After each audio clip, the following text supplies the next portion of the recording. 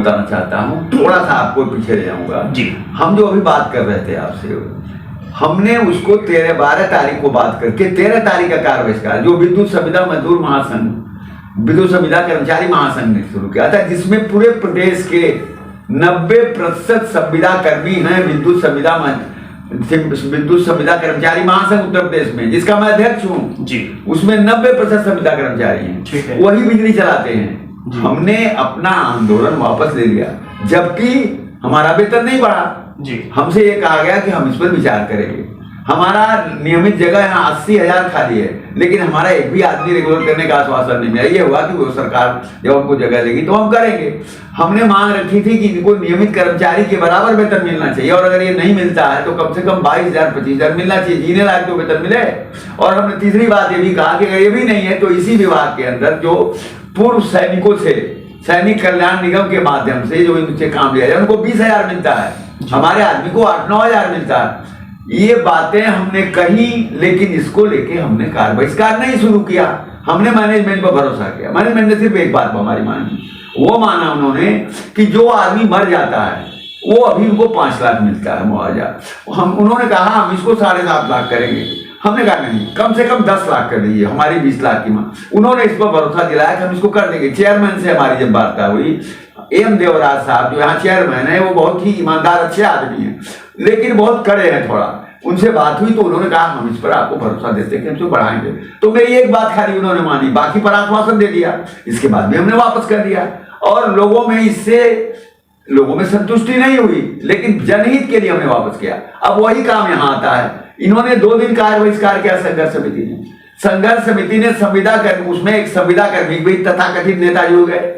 उन्होंने संविदा कर्मियों को गुमराह किया, हमारे लोगों को जो है उसमें शामिल किया, और तमाम गन्ने की का जो है वो डाली उठा करके लाइनों को उन्होंने किया। ये सब जो बात आप कर रहे हैं, ये इसको संभाला हमारे संविदा कर्मी। काश अगर हमारे आंदोलन अगर रह गया होता तो प्रदेश अंधेरे में डूब जाता, इसको समझिए आप। लेकिन हमारे लोगों ने लोगों की गालियां खाई, उन्हीं इंजीनियरों के नीचे काम करते हैं, उन्हीं जूनियर ने नीचे, लेकिन उसकी परवाह नहीं किया उन्होंने। और उन्होंने जनहित में, इसीलिए प्रदेश के किसी महानगर में बिजली नहीं मिली। किसी मोहल्ले में चला जाना अलग बात होता है, चाहे वो बनारस हो चाहे गोरखपुर हो। गोरखपुर के अंदर तो एक क्षण के लिए बिजली कहीं बंद नहीं हुई, आगरा में बंद नहीं हुई, मथुरा में बंद नहीं हुई, मेरठ में बंद नहीं हुई, अस्पतालों में कहीं बिजली बंद नहीं हुई है। ये सब कुछ हुआ। ये काम मैं ये कहना चाहता हूं, ये सबसे बड़ी बात क्या हुई कि मांगे तो लिखी है संघर्ष समिति ने 14, उसमें सबसे नीचे तो उसकी मांग लिखी उन्होंने जो संविदा कर्मी जी। और उसमें भी उन्होंने एक नहीं कहा कि इनका हक नहीं बताया कि इनको रेगुलर भाव मिलना चाहिए। उन्होंने ये भी नहीं उनको बताया कि 22,000 25,000 मिलना चाहिए। खाली ये कह दिया कि इस विभाग में बराबर का वेतन होना चाहिए। जो भी संविदा कर्मियों का बहुत कम वेतन है, चाहे उत्पादन निगम है उसको भी बहुत कम वेतन है। हाँ, वो सैनिक कल्याण निगम से जो आते हैं उनका वेतन ज्यादा है। तो ये भी पूरी बात रही है, सैद्धांतिक बात नहीं है। इसलिए जो आप बात कह रहे हैं, मैं आपकी इस बात से सहमत हूं कि हमारे यहाँ जो ये 5 दिन का तमाशा हुआ है जो संघर्ष समिति ने किया है, इसमें बिजली के कर्मचारियों को कोई काम नहीं उनका हुआ, जो संविदा कर्मी है उनका भी कोई काम नहीं हुआ। आज माननीय मंत्री जी, हमारे माननीय मंत्री जी ने बहुत सदा सहायता का परिचय दिया। पहले भी हम लोग हड़तालें करते थे, लेकिन एक बार वार्ता फेल होती थी तो दूसरे बार वापसी हो जाती थी। यहाँ तो कई दौर की वार्ता हुई और हर बार वार्ता फेल हो गई। ये कोई तौर तरीका नहीं होता, ये सरकार के लिए भी सम्मानजनक नहीं है, मंत्री के लिए सम्मानजनक नहीं। लेकिन इन लोगों ने गड़बड़ किया गया, ये पूरे प्रदेश में वायरल हो गया कि इन्होंने घूम फिर करके पीछे से ये कहा बार बार, और अब तो प्रत्यक्ष रूप से कल कहा उन्होंने वार्ता में कि एक ही बस मांग आप पूरी कर दीजिए कि चेयरमैन एम देवराज साहब को हटा दीजिए। अब बताइए, एक चेयरमैन को हटाने के लिए इन्होंने प्रदेश में अंधेरा करने का पूरी साजिश किया है। मैं इसकी भर्त्सना करता हूं। ये जनता इससे परेशान जो हुई है, जहां भी गांव के अंदर बिजली गई या किसी सबसेंटर पर गई या किसी की गई, ये केवल एक आया। और ये केवल क्योंकि यम देवराज साहब, मैं बहुत खुले तौर पर कहना चाहता हूं, यम देवराज साहब ने कर्मचारियों को कोई नुकसान नहीं किया। उन्होंने केवल एक काम किया, जो भ्रष्ट इंजीनियर और भ्रष्ट जूनियर इंजीनियर हैं, जो बिना पैसा लिए काम नहीं करते, जो लाखों की बिजली को हजारों में पैदा करते, जो बिजली विभाग का बहुत बड़ा घाटा कर रहे हैं केवल अपने भ्रष्टाचार के नाते, और लोग बिजली विभाग से त्रस्त है।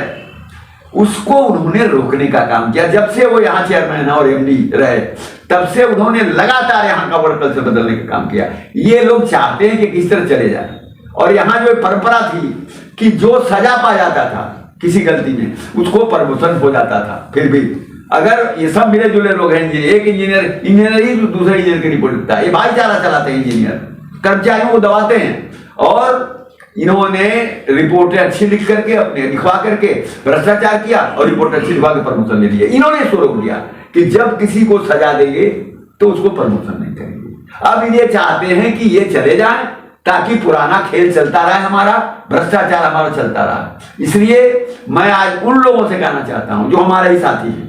आज मुझे 55 साल ट्रेड यूनियन में हुआ, पहली बार ऐसी हड़ताल हुई है जिसके अंदर कर्मचारियों को कोई फायदा नहीं हुआ और जनता को तकलीफ उठानी पड़ी। इसलिए ये आगे से चेतन, कर्मचारियों के सवाल को रखें तो उसके पीछे किसी व्यक्ति को मत रखें कि किसी व्यक्ति को रख करके उसको हटाया जाए, उसको पीड़ित किया जाए। और मैं ये सरकार से कहना चाहता हूं और माननीय मुख्यमंत्री से कहना चाहता हूं कि माननीय मुख्यमंत्री जी ने, कि मैं बहुत तारीफ करूंगा कि उन्होंने जो इस बीच में इन्वेस्टर समिट कराया और जिसके नाते पूरे प्रदेश में एक वातावरण बना है कि ये प्रदेश हमारा आगे जाएगा, उसके अंदर हम पूरा सहयोग करेंगे।